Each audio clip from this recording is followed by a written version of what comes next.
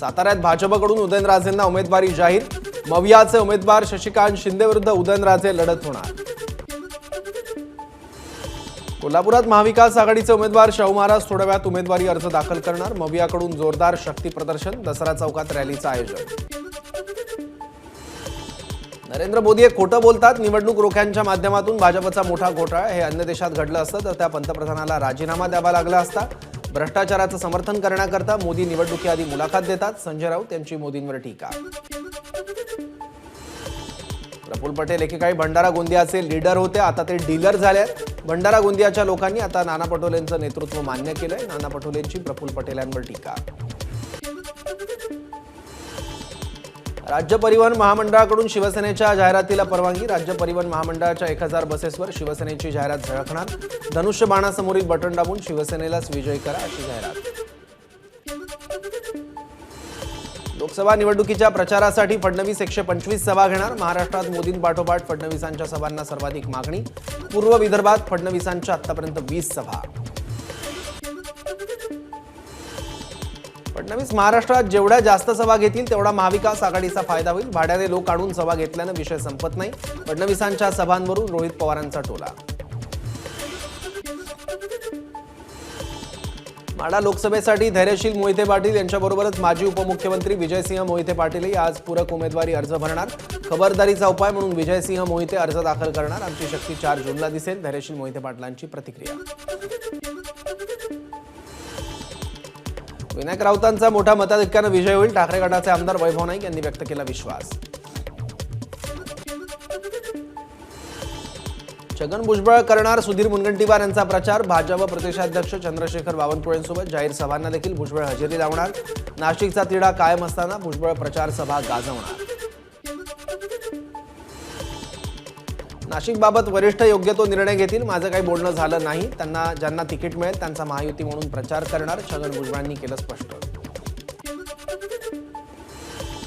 नाना पटोले यांच्या नागपूरच्या घरी सांगली आणि भिवंडीसाठी रात्री उशिरा खलबत। बैठकीला नाना पटोले, बाळासाहेब थोरात, विश्वजित कदम, पृथ्वीराज पाटील यांच्यात सांगलीच्या जागेवर चर्चा, तर भिवंडीच्या जागेसाठी दयानंद सोरगे, नाना गावंडे यांच्यासोबत चर्चा।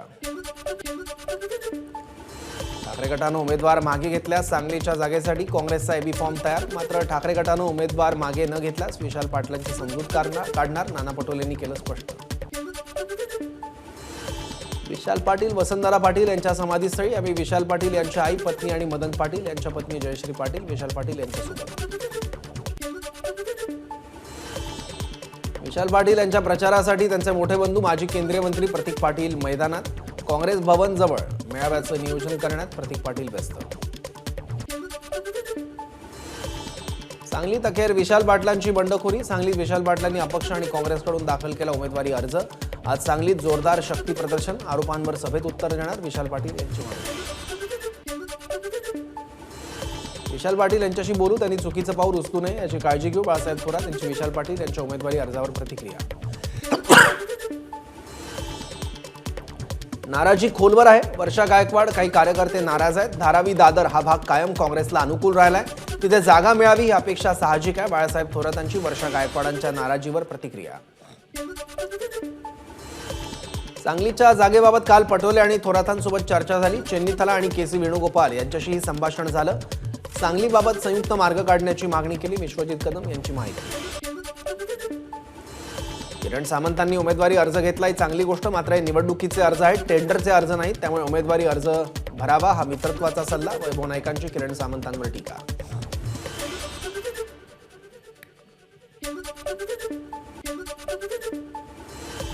नारायण राणेंना उमेदवारी न मिळण्यामागे अदृश्य शक्तींचा हात। ठाकरे गटाचे आमदार वैभव नाईकांची नारायण राणेंवर टीका।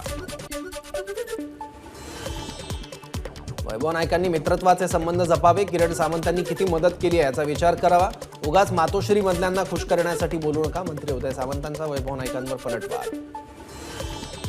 फडणवीस यांनी आमदारकीची ऑफर दिली तरीही रणजित सिंह निंबाळकर यांचा उमेदवारी अर्ज दाखल करायला जाणार नाही। कार्यकर्त्यांच्या बैठकीनंतर उत्तम जानकर यांनी केलं जाहीर। कालच जानकरांनी घेतली होती फडणवीसांची भेट। 19 एप्रिल रोजी जानकर घेणार निर्णय। राष्ट्रवादी काँग्रेस पक्षाकडून पुन्हा एकदा दैनिकांमधून निवेदन प्रसिद्ध। दैनिकांमध्ये योग्यरित्या निवेदन दिलं नसल्याची राष्ट्रवादी काँग्रेस शरदचंद्र पवार पक्षाकडून सुप्रीम कोर्टाकडे तक्रार। त्यानंतर आज पुन्हा राष्ट्रवादी काँग्रेस पक्षाकडून दैनिकांमध्ये निवेदन प्रसिद्ध. फलटणचे रघुनाथ नाईक निंबाळकर आणि दहिवडीचे शेखर गोरे यांनी घेतली शरद पवारांची भेट. माणामधून सहकार्य करणार असल्याचे रघुनाथ नाईक निंबाळकर आणि शेखर गोरे यांनी दिलं आश्वासन. चंद्रपूर जिल्ह्यातील जिवती तालुक्यातील मतदान केंद्रांवर मतदारांच्या डाव्या हाताच्या तर्जनीच्या संपूर्ण नखाला शाई लावली जाणार. इथल्या 12.5 गावं दोन्ही राज्यात मतदान करत असल्यानं प्रशासनाचा निर्णय. 19 एप्रिल रोजी होणाऱ्या मतदानासाठी आज सकाळपासून गडचिरोलीत ईव्हीएम आणि इतर युनिट मतदान केंद्रावर पोहोचवण्यास सुरुवात. वायुसेना आणि लष्कराच्या 3 MI-17 आणि 4 ALH हेलिकॉप्टरच्या मदतीनं संवेदनशील आणि अतिसंवेदनशील 68 बूथवर मतदान सामग्री पोहोचवली.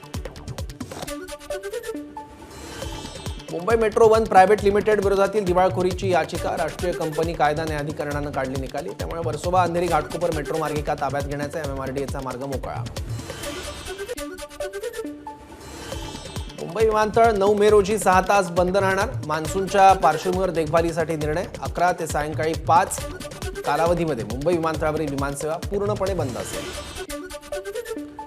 कोस्टल रोडवरून आता थेट वांद्र्यापर्यंत जाता येणार. कोस्टल रोड वरळी सागरी सेतू मार्ग जोडले जाणार. दोन्ही सागरी सेतू जोडण्यासाठी महत्त्वाचे असलेले गर्डर टाकण्याचं काम लवकरच हाती घेण्यात येणार.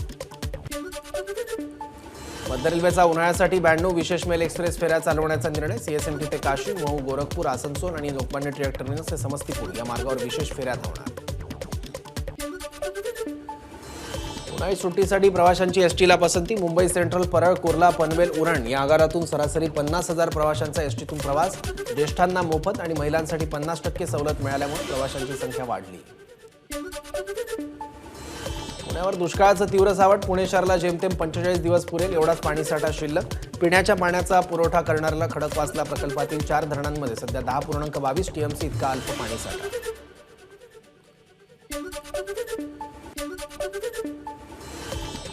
पुणे जिल्ह्यातील एकूण 10 तालुक्यांमध्ये पाणी टंचाई. दुष्काळग्रस्त तालुक्यांमध्ये 148 पेक्षा अधिक टँकरनं पाणी पुरवठा सुरू. जिल्ह्यातील अनेक नद्या पडल्या कोरड्या. धारावी, वांद्रे, माहीममध्ये 18 आणि 19 तारखेला पाणी पुरवठा बंद राहणार. जलवाहिनीच्या जोडणीच्या कामासाठी पाणी पुरवठा बंद राहणार असल्याची माहिती. एबीपी माझा, उघडा डोळे बघा नीट.